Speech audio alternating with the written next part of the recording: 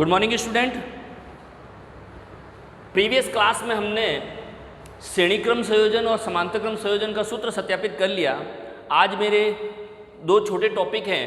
पहला है विद्युत धारा का तापीय प्रभाव और एक पढ़ेंगे जूल का तापन नियम, यानी जहाँ हीट जनरेट होती है या हम ये कहते हैं ऊष्मा जो उत्पन्न होती है उसके लिए कौन सा फॉर्मूला लगेगा और उसका नियम क्या कहता है उसके बारे में पढ़ेंगे। तो पहला हम स्टार्ट करते हैं विद्युत धारा का तापीय प्रभाव क्या कहलाता है। देखो हेडिंग से ही पता है, जब किसी संधारित्र या किसी विद्युत उपकरण में विद्युत धारा प्रवाहित की जाती है और वो ऊष्मा उत्पन्न करता है उसे हम नाम देंगे विद्युत धारा का तापीय प्रभाव। वापस बोलता हूँ, जब किसी विद्युत उपकरण में या विद्युत संयंत्र में विद्युत धारा प्रवाहित की जाती है और ऊष्मा उत्पन्न होती है जिससे हम कहते हैं विद्युत धारा का तापीय प्रभाव। अब कभी कभी वो सवाल पूछ लेता है विद्युत धारा के तापीय प्रभाव पर कौन कौन से विद्युत उपकरण होते हैं। तो विद्युत उपकरण, जो भी विद्युत उपकरण इलेक्ट्रिसिटी फ्लो करने पर या विद्युत धारा प्रवाहित करने पर हीट जनरेट करते हैं, हीटर, निमज्जन छड़, पानी गर्म करने की रॉड, इलेक्ट्रिक फ्रेस है ना, ओवन, टोस्टर, ये सारे जो है हीट जनरेट करते हैं, ठीक है ना। तो ये है विद्युत धारा का तापीय प्रभाव।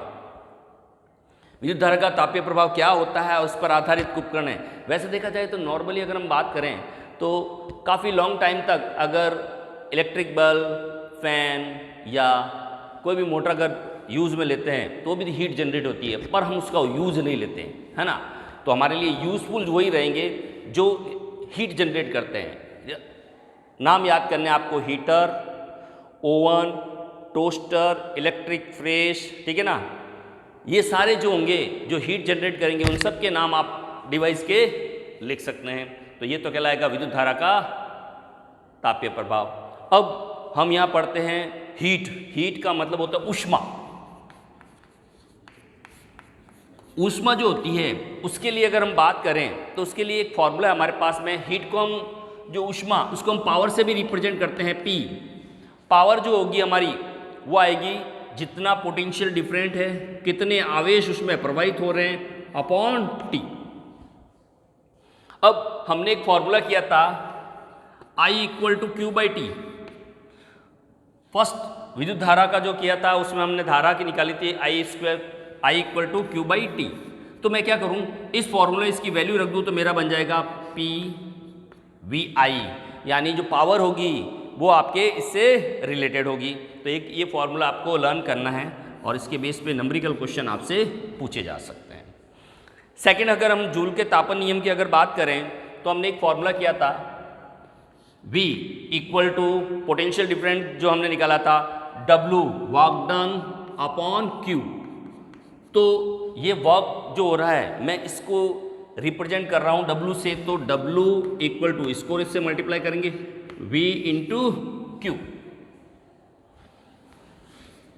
V × Q, ठीक है ना।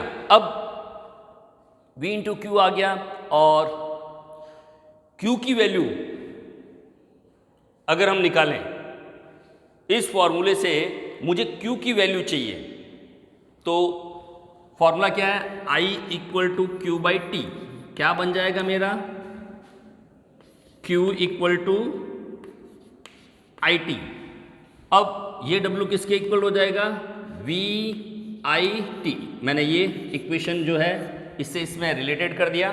तो एक फॉर्मूला W = वर्क डन जो है हीट पे रहता है, H = VIT। ये जो है फॉर्मूला बना H = VIT, इसमें हम क्या करें, ओम्स लॉ अप्लाई करें। इसमें आपको क्या करना है, ओम्स लॉ अप्लाई करना है। क्या होगा ओम्स लॉ मेरे पास में, R = V/I। मुझे V फाइंड करना है, ठीक है ना। तो V फाइंड करने के लिए, पोटेंशियल V फाइंड करने के लिए क्या आ जाएगा, IR। अब इस V की वैल्यू इस इक्वेशन, ये मेरी इक्वेशन नंबर मान लेते हैं हमारे पास में, ये इक्वेशन जो है इसको 1 नंबर माने। इस इक्वेशन में अगर वैल्यू रख दूं मैं तो मेरे पास में क्या आएगा, H = IR IT। इसको मैं ऐसे लिख सकता हूँ, H = II² RT, ये है जूल का तापन नियम।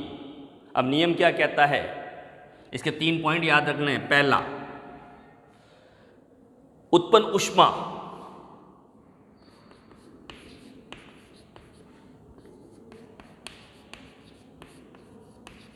ऊष्मा जो होगी वो किसके डायरेक्ट से प्रोपोर्शनलिटी होगी, स्क्वायर ऑफ करंट। लिख लेना इसकी लैंग्वेज, मैं समझा देता हूँ।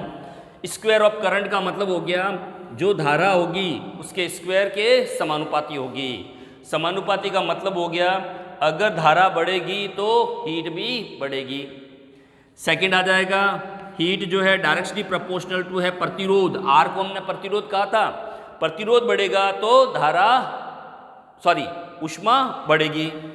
तीसरा, ऊष्मा जो है वो समय के समानुपाती होगी। समय बढ़ेगा तो ऊष्मा भी बढ़ेगी। अब इसको कैसे समझ सकते हैं, एक उदाहरण दें। हमारे पास में एक हीटर है। हीटर के अंदर स्प्रिंग होगी हमारे पास में, उसके 2 टर्मिनल आ जाएंगे। अब पहला, अब करंट अगर आप इंक्रीज करोगे तो नो डाउट हीट ज़्यादा जनरेट होगी, स्क्वायर ऑफ द करंट। फिर वायर, अगर मान लो ये वायर जो है ये मान लो 20 सेंटीमीटर है। अब हमने इस वायर को जो है 40 सेंटीमीटर ले लिया तो नो डाउट हीट जनरेट होगी हायर। फिर टाइम, एक 10 मिनट यूज़ में आ रहा है एक हीटर और एक 20 मिनट यूज़ में आ रहा है, तो हीट जनरेट किसकी हायर होगी, टाइम की। तो जूल का तापन नियम क्या कहता है, H = I²RT। हीट ऊष्मा जो है वो धारा के वर्ग के समानुपाती, प्रतिरोध के समानुपाती और समय के समानुपाती होती है। यह है आपके जूल का तापन नियम। तो एक नंबरिकल क्वेश्चन इसके बेस पे बन सकता है आपके पास में, एक नंबरिकल क्वेश्चन आपके इसके बेस पे हम करेंगे। मेनली ये 2 फॉर्मूले जो है नंबरिकल के आएंगे। इससे पहले मैं आपको करा चुका हूँ, सीरीज और पैरेलल के कराए। मैंने I = QT का भी एक फॉर्मूले का रिलेशन बता दिया, ठीक है ना। तो ये क्वेश्चन जो है हम इससे रिलेटेड करेंगे। नेक्स्ट क्लास में हम जो है वो इलेक्ट्रिसिटी के बारे में डिस्कस करेंगे। Thank you.